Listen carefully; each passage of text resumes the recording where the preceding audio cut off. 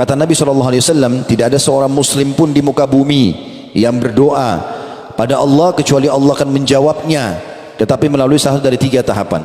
Yang pertama, Allah beri langsung di dunia permintaannya. Misal dia mengatakan, ya Allah sembuhin saya, lalu dia ketemu sama seseorang, orang itu dokter misalnya, atau misal kalau ada yang bertanya begini, Ustaz, dari mana saya bisa tahu kalau doa saya diijabah sama Allah? Maka jawaban saya adalah datang dalam bentuk sinyal. Misal kita berdoa di sholat tahajud, ya Allah terimalah, sembuhkanlah penyakit saya misalnya, ya Allah mudahkanlah rezeki buat saya, mudahkanlah jodoh, mudahkanlah pekerjaan. Misal, dari mana kita tahu doa kita diijabah? Perhatikan contohnya, kata ulama adalah kalau kita bilang ya Allah sembuhin penyakit saya, lalu Allah sudah ijabah doa itu. Besok misalnya kalau kita sholat malam, tadi malam minta, besok kita ketemu dengan seseorang, tamu datang ke rumah, atau ada teman kantor yang kita ketemu, atau partner bisnis, atau tetangga, ngobrol-ngobrol secara umum, terus tiba-tiba masuklah pembicaraan kepada penyakit kita. Lalu dia bilang, setahu saya ada dokter yang bagus di sana. Lalu kemudian kita pergi ke dokter tersebut, konsultasi cocok, resepnya cocok, sembuh. Kira-kira pertanyaan saya teman-teman, dokterkah yang sembuhkan kita?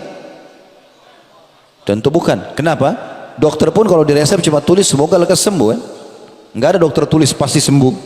Pasti resepnya semoga lekas sembuh. Itu saja. Jadi Allah subhanahu wa ta'ala menjawab permintaan kita dengan cara seperti itu. Misalnya Allah mudahin rezeki buat saya, tiba-tiba besok ada yang tawarin mobil, dia mau jual mobilnya, kita nggak ada duit mau beli mobil, jangan buru-buru batalin. Siapa yang gerakin orang ini? Kenapa dia datang ke kita? Kok tiba-tiba tawarin ke saya? Baik, tunggu sebentar, coba saya telepon teman-teman saya yang lain, mungkin ada yang mau misalnya. Lalu mungkin dari situ teman-teman kita memberikan kita uang. Orang mengatakan minta jodoh, berapa banyak orang yang menawarkan diri kepadanya, berapa banyak orang yang menawarkan anaknya, tinggal dia menangkap sinyal itu.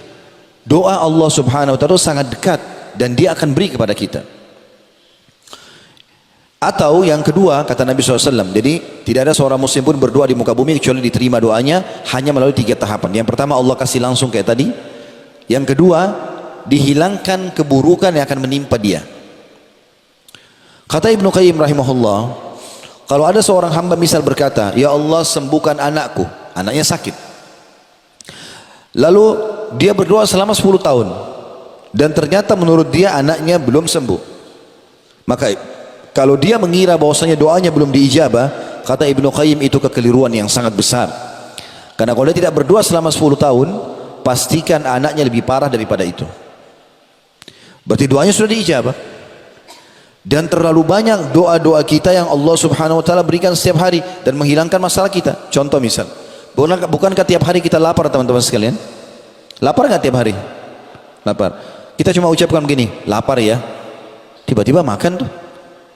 Kita tinggal masuk ke rumah makan, beli, pulang ke rumah makan, minta sama teman dikasih. Kalau tidak makan tidak mungkin kita hidup sampai sekarang. Kita haus, masalah itu. Tapi kita bilang haus ya, tiba-tiba kita tinggal cari minum, dapat. Berapa tahun kita hidup sekarang? 20 tahun, 30 tahun, 40 tahun, minum terus tuh. Dan itu kebutuhan tiap hari. Hanya ucapin haus, dikasih. Ngantuk, tinggal tergeletak, tidur, diijabah sama Allah.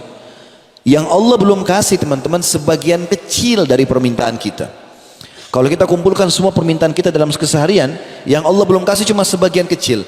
Dan itu pun ada sebabnya, nanti kita jelaskan itu. Tapi umumnya permintaan kita itu Allah kabulkan. Dan yang paling banyak di sini, kalau bukan diberikan langsung, Allah SWT hilangkan musibah yang akan menimpa dia. Tahapan yang ketiga, disimpankan untuknya yang dia panen dalam bentuk pahala pada hari kiamat.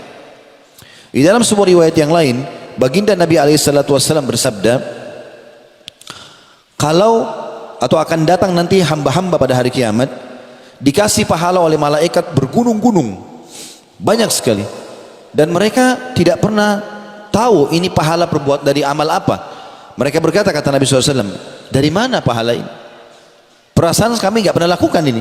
Kata para malaikat, ini doa-doa kalian yang kalian ungkapkan di dunia, belum kalian terima jawabannya di dunia. Maka kata Nabi SAW, pada saat itu semua mereka berharap doa-doa yang mereka pernah panjatkan di dunia tidak dikasih di dunia, tapi mereka terima dalam bentuk pahala di hari kiamat yang meninggikan derajatnya di surga. Jadi nggak ada yang sia-sia.